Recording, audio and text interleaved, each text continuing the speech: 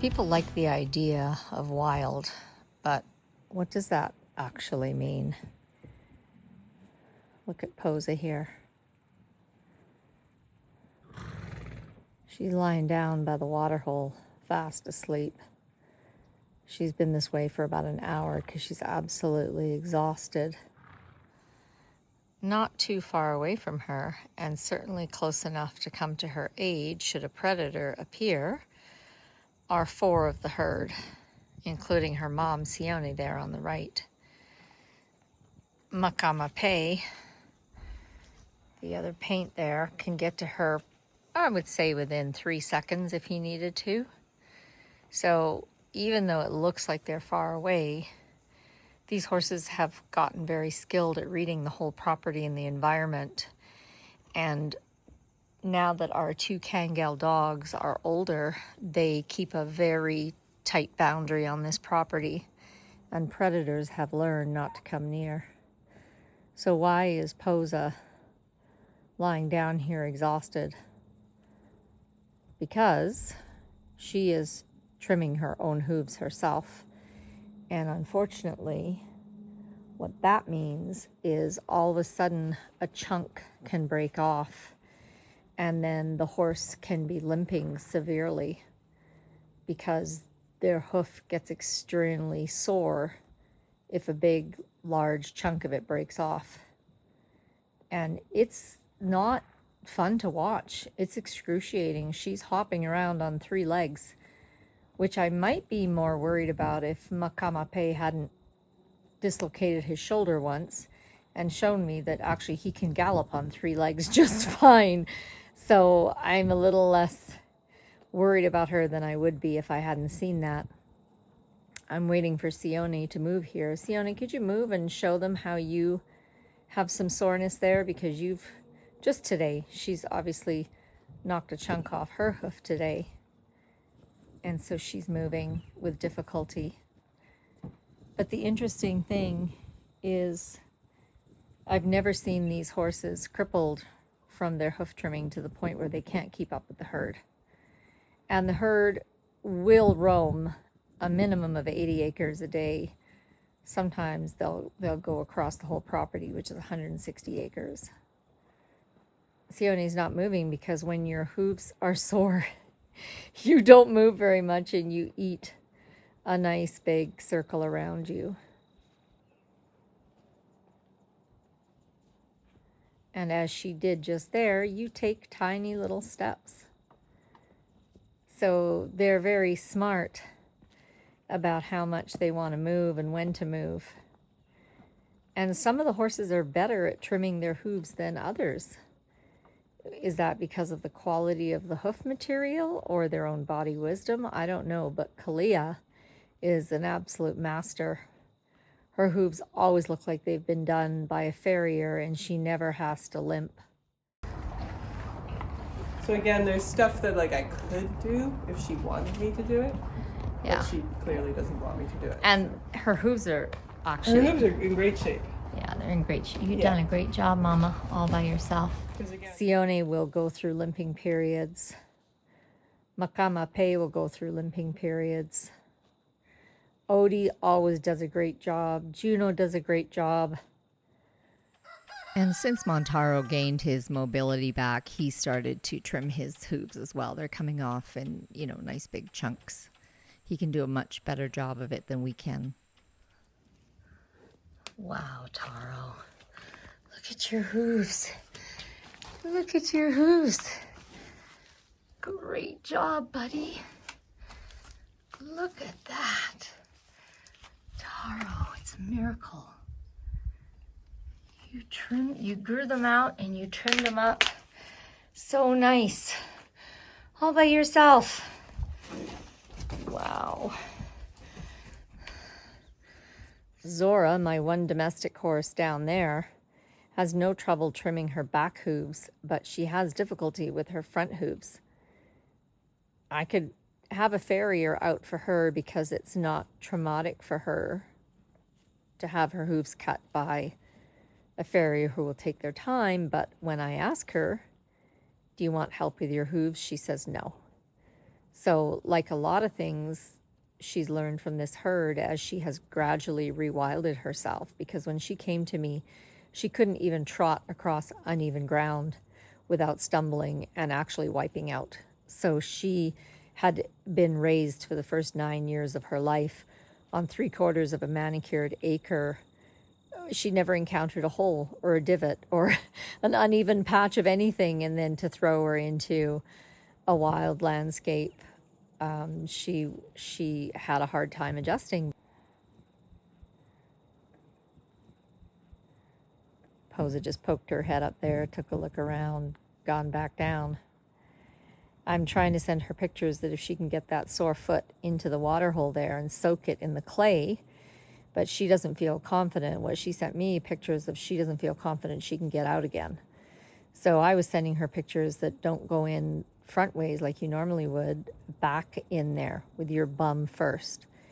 And if that doesn't feel safe to you, then try to find a spot where you can go sideways to it and then just put the sore leg, which is her right foreleg, into the clay.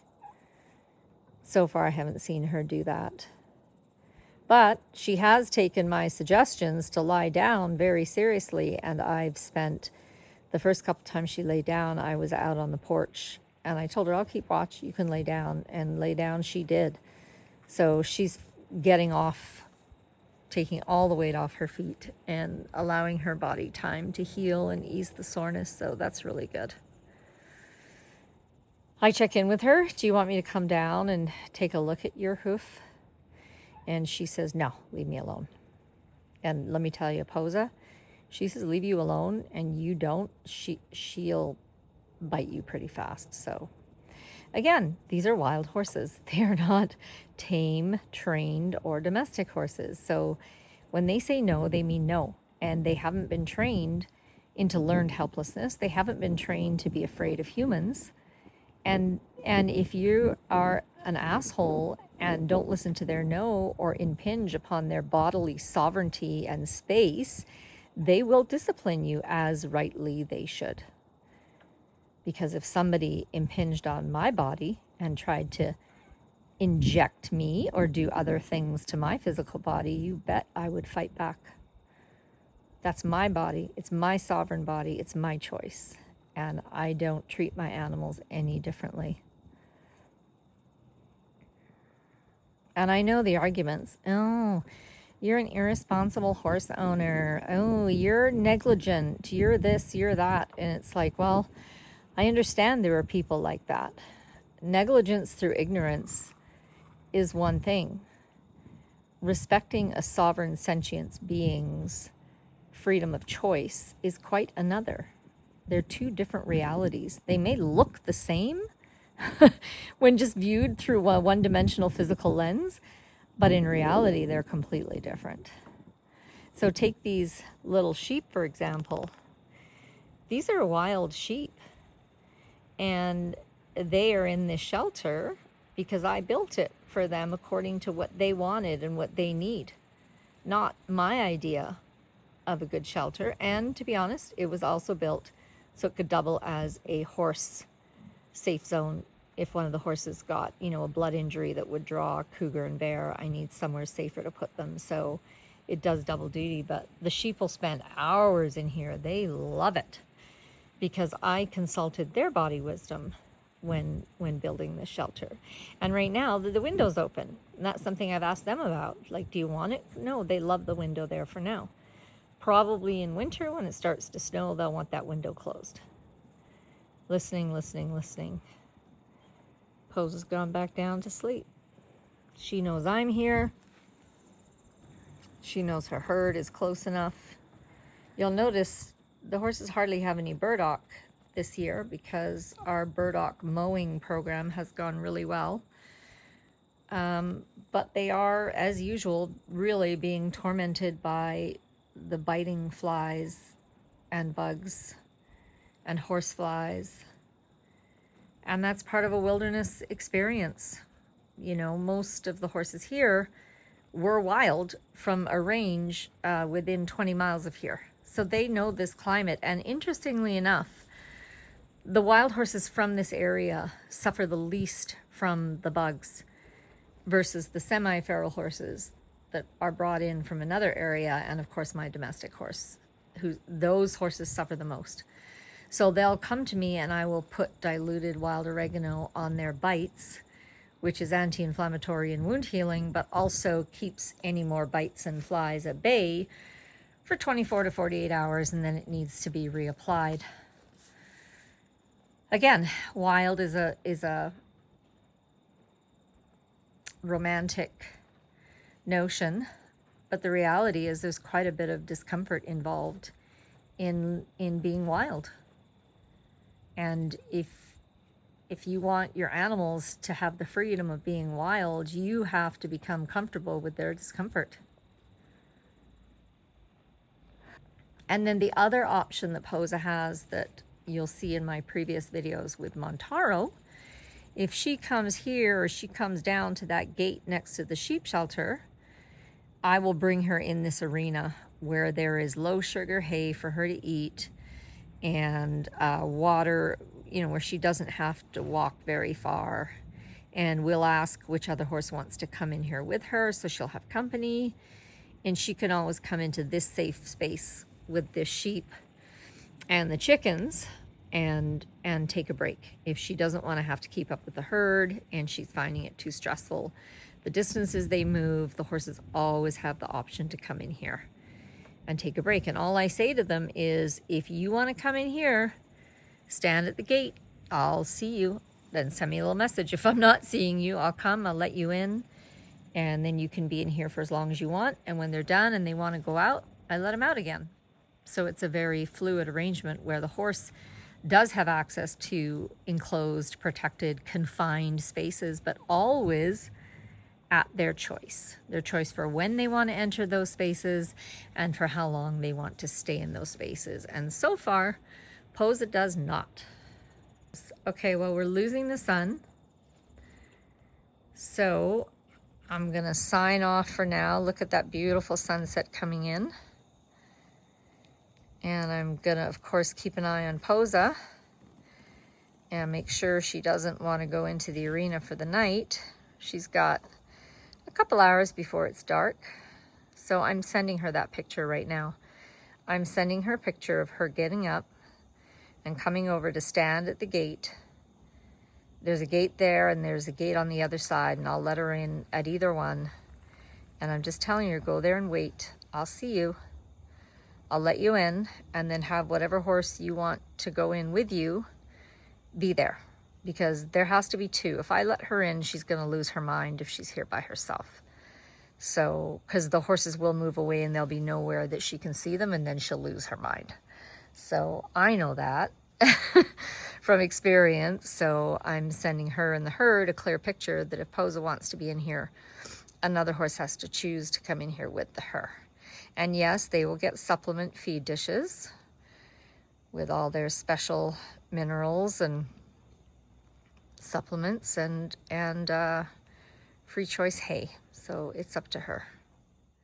Have you been to visit our LTYH shop yet? This is where I have curated all of the supplements that I feed the singing horse herd, and I also have quality controlled them for you and gone through the ingredient list to make sure everything is 100% natural. And if you click on one of the product descriptions, you will see a tab down there that says Jeannie Says. Just click on that to expand it. And there I give you my personal information about each of the supplements and their ingredients. So even if you want to get your supplements locally, you can come and use this as a resource, as a place to educate yourself and learn why certain ingredients are better than others. Now, if you don't have your horse on probiotics, 150% do that. So I hope I've given you some things to think about. Each of us has to make our own decisions based on what we're comfortable with, how well we can communicate with our animals. And, you know, with any animal communication, ask for confirmation. You know, especially if you haven't been doing it for a decade or so and you're not confident. Even for me, I've been doing it for 4 decades, and I still ask for confirmation for anything serious. I'll ask for the horses or whoever I'm talking to give me a concrete physical sign. I'll say, like, you know, bang the gate with your hoof if my interpretation is correct. I'll ask for something concrete, or I'll say, you know, go over and wait by the gate if that's really what you want. So it's always good to question yourself. And then also keep in mind that the animal can change their mind. They might say, yes, I want that. And then you go to do it and then they're like, oh, actually, no, right? And then it's a discernment. Okay, do you need my support to get you through this difficult thing? So let's spend some extra time. Or now that you've realized what's actually involved, you're like, no, I'm changing my mind. So it doesn't mean the communication was wrong. It means the horse said yes, and then the horse said, no, actually, or not now. That's another thing. We are very time bound. So if a horse says yes, we think that means now. And it might not mean now at all. It might not mean yes when I feel like it, or yes in a few days, or... So again, you really have to leave the communication open-ended and just keep checking on it, checking on the messages, check on your interpretation, ask for further clarity. It's not just like verbal communication. And if you've ever played a game of telephone, you know how quickly verbal communication can be misunderstood and misconstrued. If you've ever had a best friend or a husband or a spouse or a partner of any kind, you know exactly how you can say one thing and your intimate partner or friend can hear something completely different. I mean, that happens with verbal communication. So of course it happens with telepathic, image-based communication, thought-based communication. It's getting really dark and your herd has left. I think you need to get up or you need to come in the arena. Look, your herd is...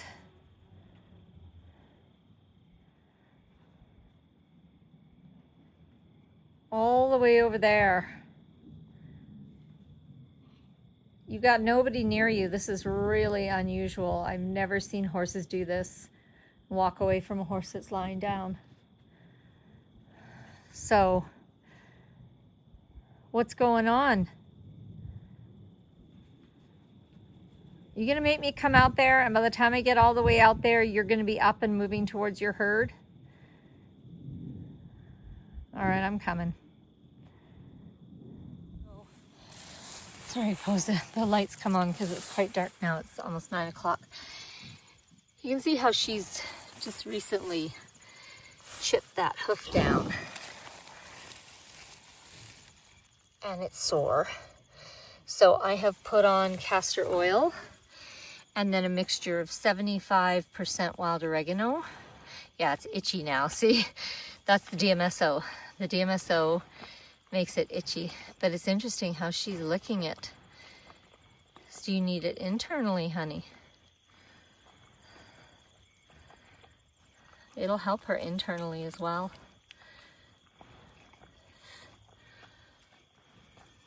So I've got both of them here. I mean, I doused it with the castor oil first because that provides a bit of protection against the itch. And then I added the, let me pull back a bit. And then I added the, this one, 25% DMSO, 75% wild oregano. She's just exhausted. Well, you know what? If you can get up to there, you can rest in the arena for the night and you'll be safe in there, Posa Bear. But you can see she's done a really good job of trimming. Now see, this hoof she's in process with. I brought a rope out here just because I felt I should. Oh, there's my castor oil. And then this front one is pretty good. That's her difficult one. So I'm just feeling into it to see if there's anywhere else on the hoof. You can see I've put it around the edge at the top there. I've also put it on the bottom. Yeah. and that'll really help her. That DMSO is pretty powerful stuff.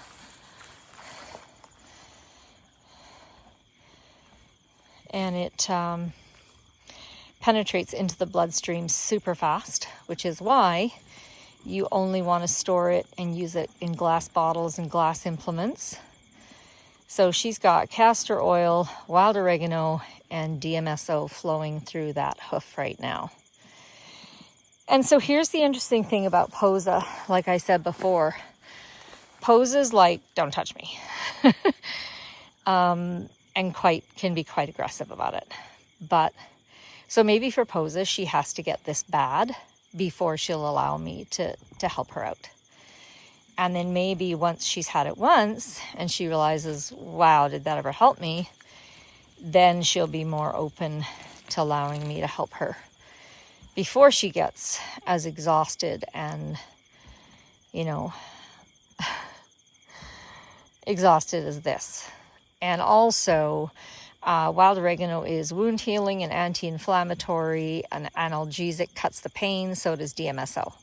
So these are going to really take down the inflammation and the pain in that hoof as well. So all of this stuff is on my blog, and I'm working on compiling it into a book for you guys that you can have printed or ebook. So you can have it to hand. And, I have these staples that I use for all my animals, and I have them on hand ready to go at any time. And, it's the reason my vet bill is so incredibly low, because most everything I can treat myself. Well, they allow me to treat. Let's put it that way.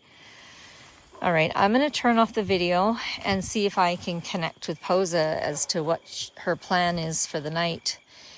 Because Posa, you've either got to get up and walk to the arena with me, or like your herd is long gone. They're a good distance away now. So I don't even know. I find it very interesting that they left you. Unless, are you now, I mean, you guys might get really offended by me saying this, but is Posa choosing to leave the planet tonight? Because that's her choice too. She knows, and the herd knows, what to do to stay safe on this ranch. They've been here for 4 years, and they know all the predators that are on this ranch. So if it is a horse's time to die, they know how to accomplish that. And so I can hear, that's where the humans, would be like, you don't do that. You get her up. You get her moving. You get her in that arena. She doesn't know the difference. Why? Because she's stupid? No, she's not stupid. She lives here. She lives out here 24/7. She knows more about this land and how this land functions than any human will ever know. And she's put herself here, so she's right by the water hole. She's in tall grass, and she's right by the cedars. So it's an interesting spot. And you might say, well, she put herself there because there's water. No, there's water at another water hole further down there. And there's water right up there by the house. So if she wanted to be safe, she could have laid down near the water trough by the house. Then she has water and she has safety from proximity to the house and the dogs. Instead, she's put herself down here. So that's part of my conversation that I'm having with her, like, Posa. Yeah, it's your body and it's your choice. And you get to decide. And I'm finding the behavior of her herd, including her mother, very interesting. Because either there is no danger to her whatsoever, and that's why her mom and the herd have left her, or she's not sure she wants to go on, or she's going to get up and go join them, or she's going to get up and come in the arena with me. Like, it's not pitch black yet. We got an hour, maybe an hour and a half before it's pitch black. Unless I think the moon's at about half tonight. So she will be able to see. And this is the other part of allowing sovereignty. You have to allow time. And don't pretend like things are clear when they're not clear. And also give the horse, the animal, time to make their decisions, time to show you what they mean. Like right now, Posa might not know the answer to why she's here and her hurt has left her. She may not even know. You know, what if she's gonna have a come to Jesus moment tonight and it's gonna change the course of her life? Because I'll tell you a couple things about Posa. I'm feeling like she does actually, whoops, I'm gonna just put all this stuff down on the ground. She does actually want me to talk about this. Posa has had a difficult history in that from the beginning, she has tried to take on human stuff, thinking that she can help and teach and heal. And so she has suffered injuries to her physical body, and I have blog posts on that, very detailed blog posts on what she's done with different people. The one girl, she just couldn't separate from her. I had to have her not come back as a barn worker. Sorry, the one guy. So you just eat lying down. It's so much more restful, isn't it? So, and since then, Posa's had this, the only word I have for it is belligerence. And mostly towards me more than any other person. She's quite softer with my daughter, and she asks my daughter for help, but then she also does this human mirroring signaling thing with my daughter, which takes my daughter's shit into her body. So I've been saying to her, like, you know, this is the whole conversation I've been having with Montaro, and I'm having it with all of them, and I just can't. And maybe it's me who's stubborn. Maybe horses are like, no, that's our choice. That's what we came here to this planet to do. But I'm not okay with it. I don't think they should do that. I think they should let human shit into like the 5th layer of their energy field, where they can perceive it and gather information and communicate, but they should not let it into their physical body. And I've had dialogues with horse consciousness about this. I've done tapping sessions with them about this. And Posa is kind of one of the holdouts on this. So maybe this is part of her journey and what she's doing here. So I'm inviting her to come into the arena. And what I'm feeling for now is whether she wants me to put the rope around her neck as sort of a signal and like an encouragement type of container holding for her to follow me.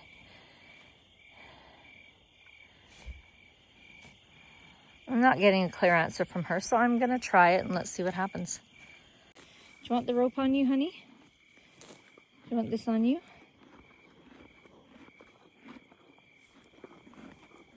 Like that?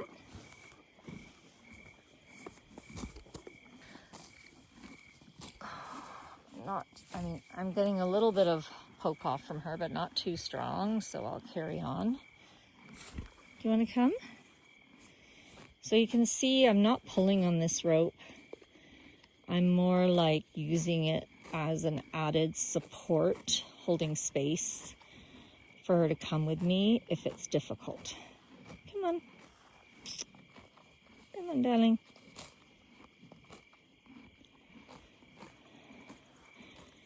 And the rope is not tied, so she can pull away at any moment, and I'll let it go. She knows that. Come on, sweetie. Now I'm giving a little gentle. Come on. She's saying no. Come on. She's saying no. All right, so I let it go, and I pull it off. Come on, sweetie. Come on. Come with me. Let's put you into the sheep arena for tonight. You can hang with the sheepies, and I'll get you a feed dish, okay?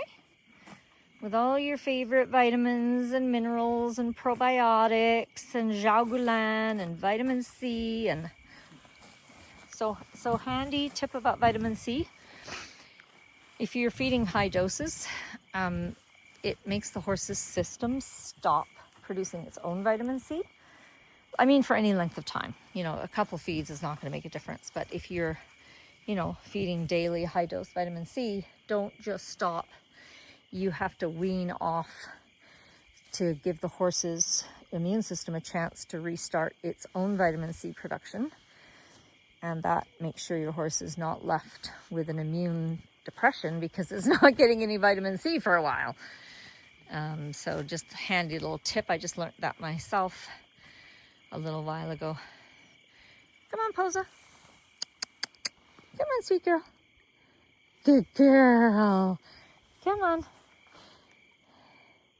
So now she's looking for her herd because the decision is whether to come with me and have a poop. Pooping is good. Yeah, we like that you're having a poop. Come on. No, she's probably gonna head for her herd. Or you want to go up to the... Okay, so I'm gonna go... No. All right. That's pretty clear. I wonder if she's gonna go to the water hole. All right, I'll turn it off and then I'll start filming if she does anything noteworthy.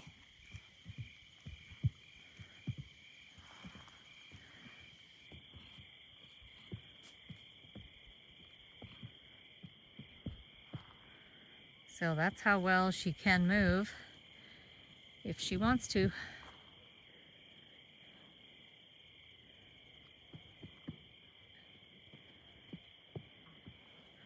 Yeah, let's see her go down and get some water. See how she does this. There's my dogs at work.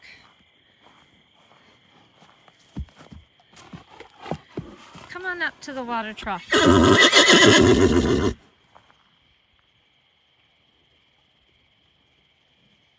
They're over here. I don't know why they haven't answered you, but they're over here. They're this way, honey. Ooh, lightning. Lightning just flashed across there. Taro! Odelina! Can you let Posa know where you are, you guys? Like, audibly would be nice for the video.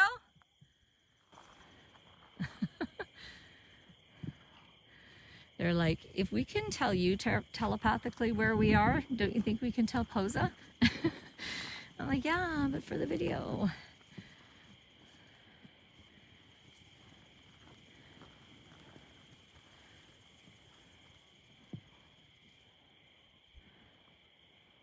Like, Posa, they're a long way away, honey. You know, it just flashed into my mind is kind of like when the First Nations go off alone on a vision quest. And, you know, they are defenseless. And they are working solely with energy. That's my dog working hard.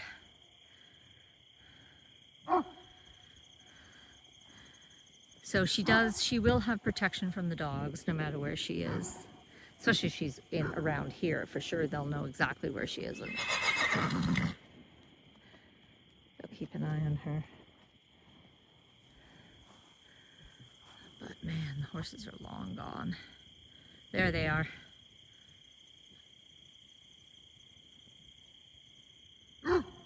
My camera can't focus. It's just too dark now. But that's where they are, right there. All right, well, it's pretty clear she doesn't want to come with me. Posa, last chance. Come on, Posa. I feel like an idiot even asking her. She doesn't want to come with me. She's going to go join her herd, but it might take her a while to get across there. Meg, you take care of Posa? Yeah? Good boy. You watch out for Posa, okay? She's going to go and join the herd. The dogs will be like, I got you. These Kangal dogs, like, they can cover, you know, this entire 160 acres. Let's see, if they were to go from corner to corner, maybe 20 seconds, 30 seconds, like they are, and they sound like a horse when they're running towards you. They have giant paws. Their bite strength is 6 times stronger than a lion. What you got there, Meg? What you got?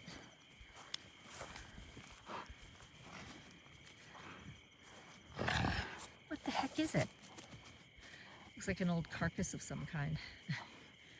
Hey, Benson. Hi, Benny. Good boy. Posa's still here. I don't know what you guys rolled in, but gosh, you stink. I have to wash my hand now. Yes, I'm gonna have to wash my hand.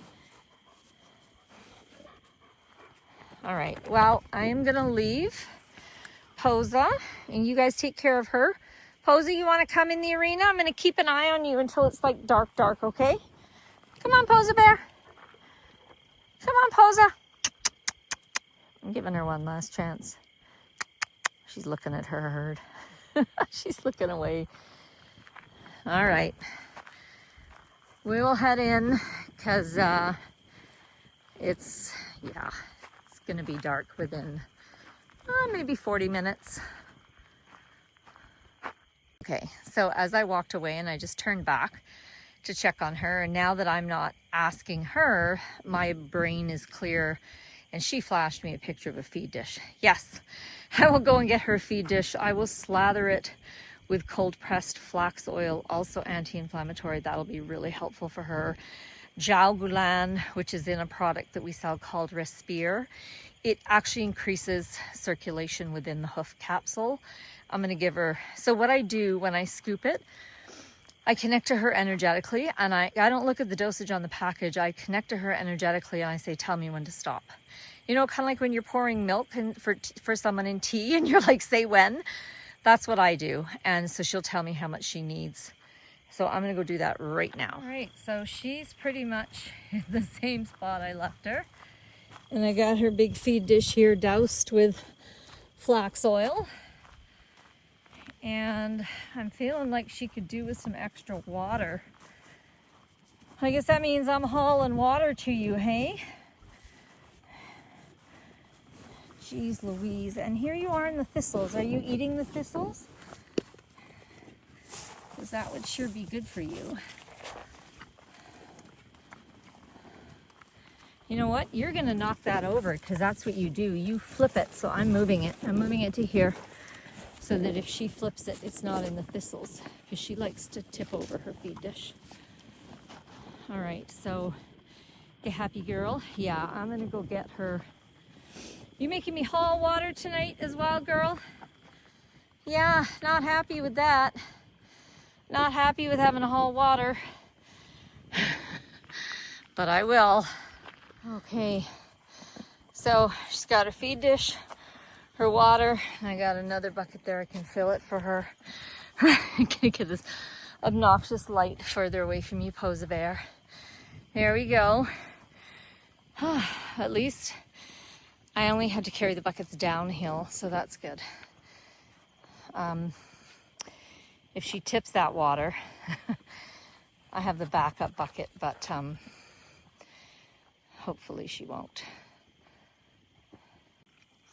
And you might say, well, why would she tip the water? Because she's not used to having water in a little bucket. See, she just put her hoof in there. So when she wiggles her nose in it they're used to stirring up their water before they drink it. So if she stirs up the water and tips it, that's how it might happen. But Meg's keeping a close eye on her. Yeah. So even if she does stay here away from the herd and just grazes and eats around this area, she actually should be just fine and perfectly safe with the dogs on duty. So, all right. I think I'm going to leave this bucket on the road. Flatter surface. So she has two options. All right, Posa Bear, I think I better end this video because nobody can see anything anyway. But as I walk back, I'm going to tell you what I was thinking when I was getting water. I kind of realized that, you know, again, because horses do things in horse time.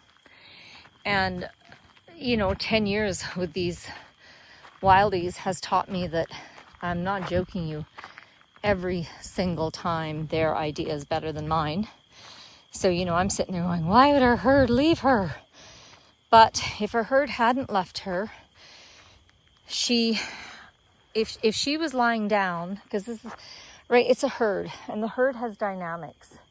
So if Posa's lying down, you guys arguing over that carcass? Well, as long as you're down here with Posa, I'm okay.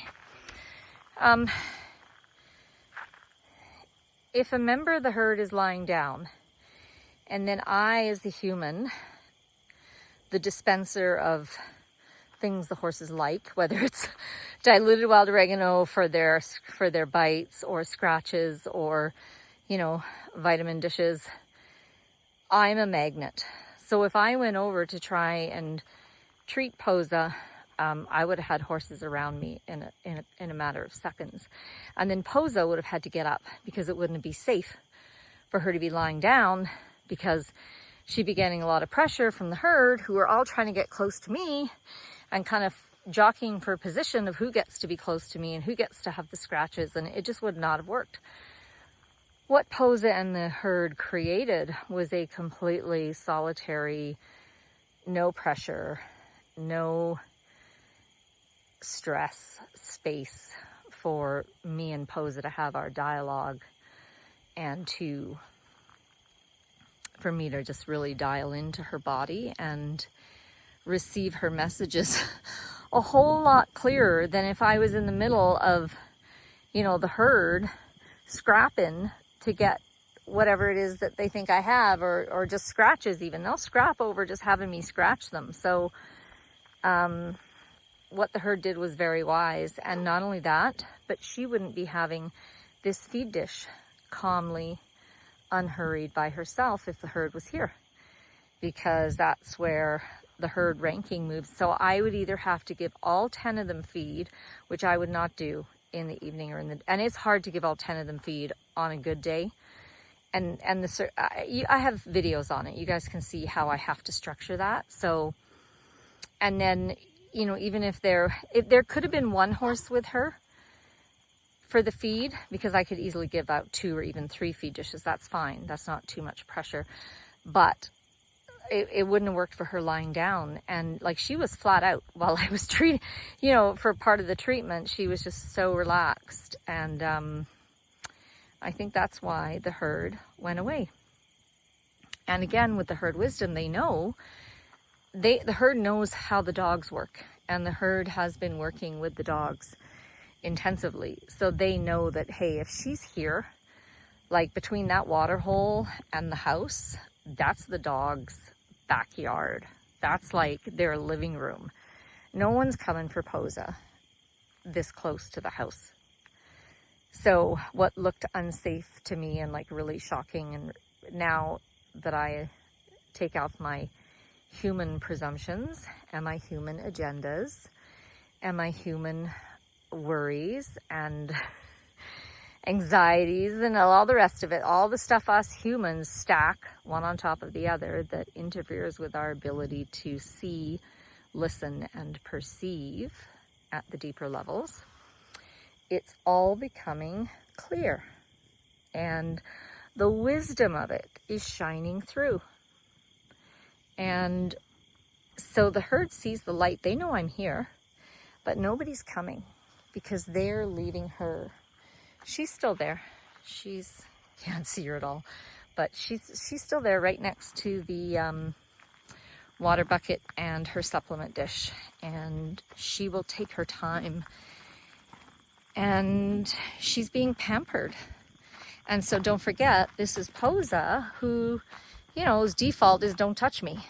So that's a dynamic that maybe Posa had to be in a space where she was relaxed and with zero pressure from the herd, so that she could then just solely connect with me and then communicate with me about her treatment. Because I did ask her where on her hoof she wanted me to put the castor oil and the DMSO and wild oregano.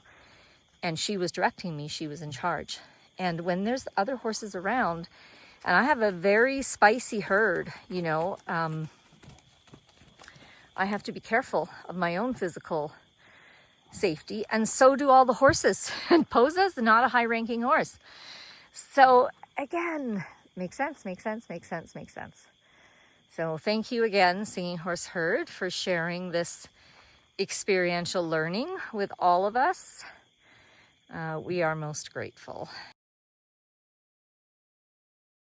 So Posa was in with them. Where are you going, Pose? So we saw Posa leave the pole barn, which is all the way down here. And she came out this side of the pole barn and then has made her way up all the way to the water hole.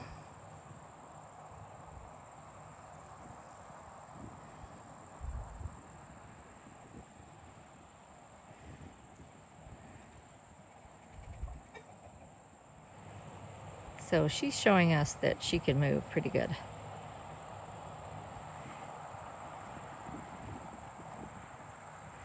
And if she wants more treatment on that hoof, my guess is she's going to follow the same pattern, because now we have a procedure established between us two.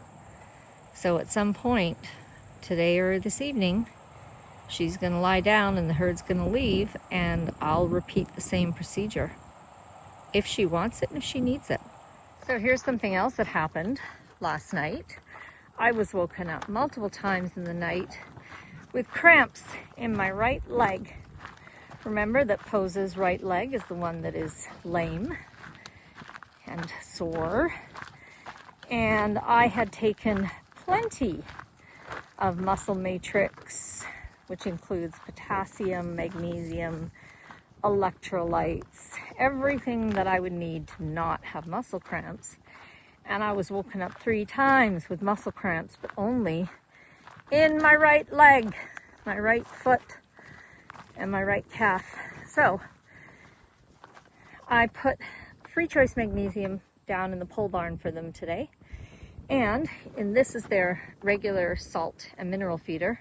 See, it's up on pallets so the sheep can't get to it, because the amount of copper in horse minerals will kill sheep. They won't give any signs, they'll just drop dead one day. So I have to raise this high enough that the little sheepies can't get to it. That's their Hoffman's horse minerals, plain, no flavoring, no sweeteners. And this is their Redmond sea salt, and I've got a block of Himalayan salt in there for them too. So I'm now going to add magnesium to their minerals as well, so that whether they're down in the pole barn and they want to eat it straight free choice, or they just want to get a little extra in their mineral blend, which makes sense because I do know that all the water on this ranch is high in calcium. And that's the water they're drinking too. So if I need a ton extra magnesium to balance that calcium, of course they do too. And I used to have magnesium in the pole barn, and then, life happens and stuff happens, and it just slipped my mind. But it's back. Yeah, thanks, Posa. It's back in the, she just looked at me. It's back in the forefront of my mind, and I will make sure that they have extra magnesium added to their minerals, and also free choice in the barn from now on. That is my promise, my covenant with you guys. I know you guys hardly ever get to see me because I'm always behind the camera.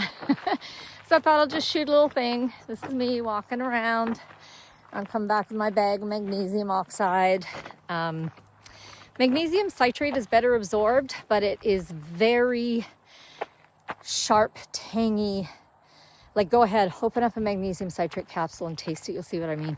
It's not nice. Whereas magnesium oxide has a very inert taste and hardly, not really any flavor. So that's what I'm giving the horses, free choice.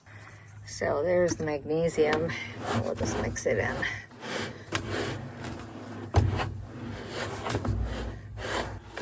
Because magnesium on its own can be difficult to take, but mixed in with the other minerals, it'll just go in with no problem. There we go. So all my lectures to Posa about not using her body to mirror humans and message us. And what did my body do last night? What did my body, mind, soul do last night? It used my body to message me about something that was wrong with the herd that I needed to remedy. So I'm gonna have to stick that in my pipe and smoke it. So the bear that was living up by the creek, the really old one who my guy figured was his last year on the planet, so we didn't take the dogs up there. We left him time and space to eat the berries that are all in full bloom. He's taken a sheep and pulled it out. And so it's gonna have to do the necessary here. And they're showing you where the body is.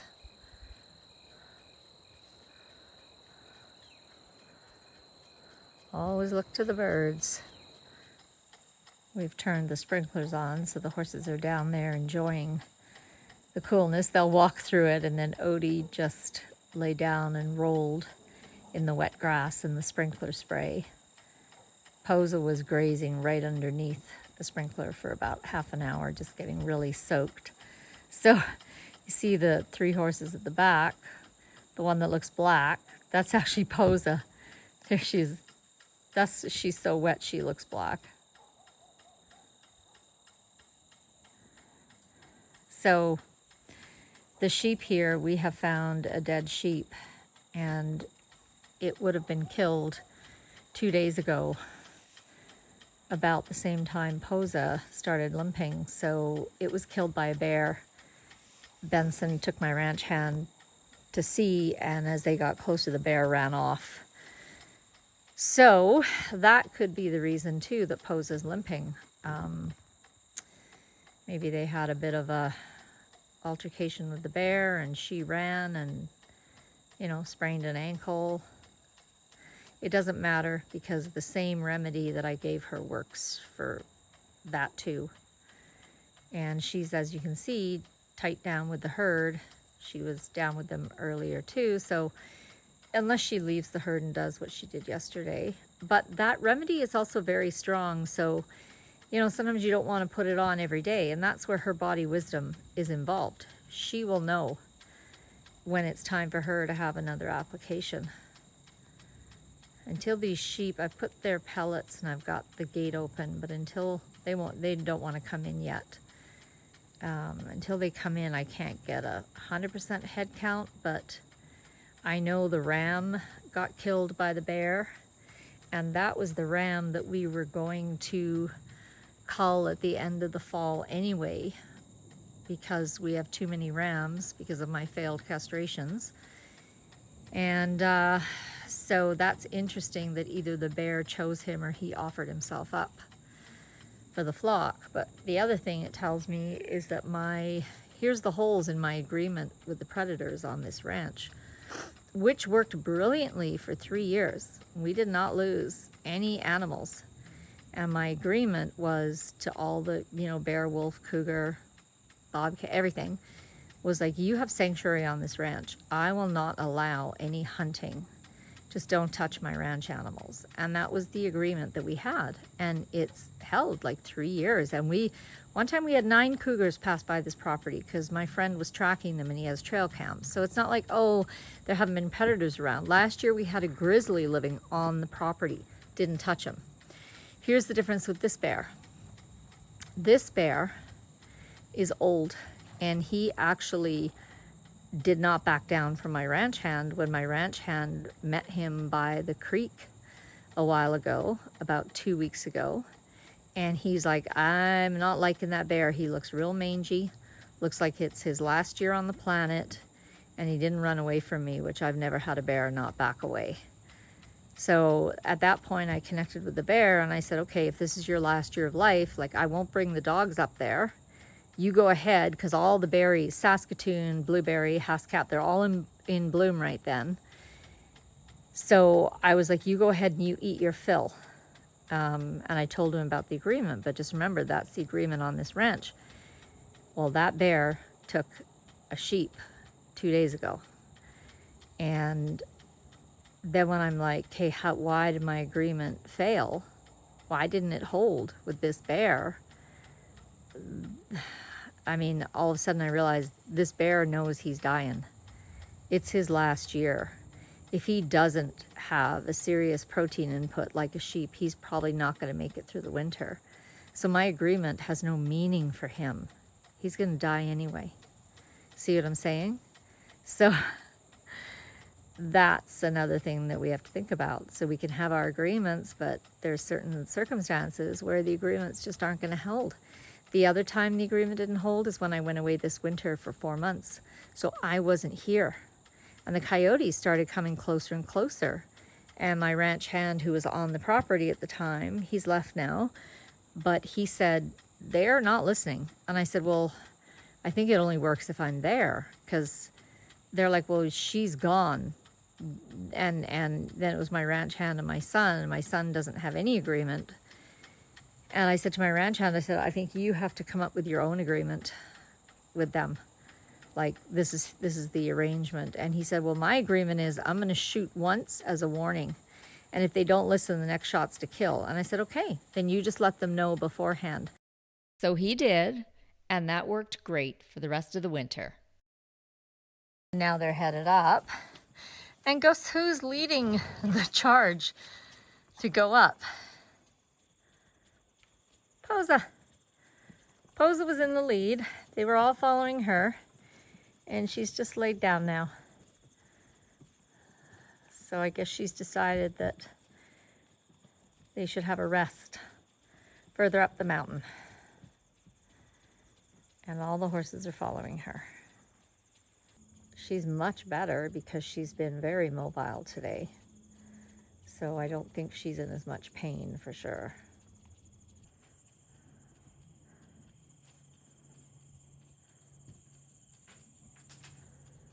So when I watch her there, I think to myself, it looks like that left leg is getting sore from carrying all the weight.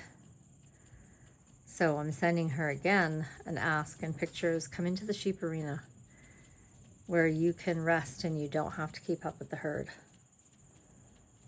It would be a really, really good idea for you if you want to just rest that leg and heal it. Well, I'm saying heal it as fast as possible, but what do I know? I'm not a wild horse. I've never had to recover from injuries the way they have. So again, I trust her body wisdom for her body more than whatever thoughts and ideas I might have. Well, she's doing what they recommend with sports injuries. You know, they used to say, if you've injured or sprained or even broken something, you just get off it and you don't use it at all. But then now they realize if you don't use it, it takes way longer to heal.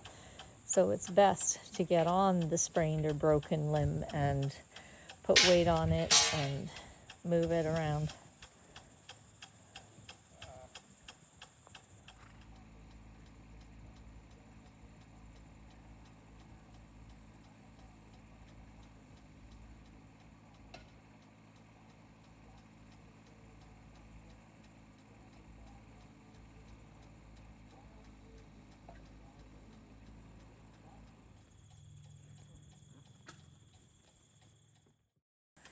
See that? She's lifting up her left leg, which means all her weight's going on her right leg.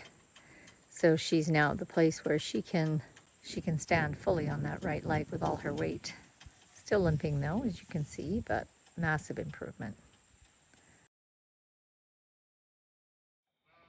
Now it's Zeta's turn. So then we're back to the question of what is the value of wild?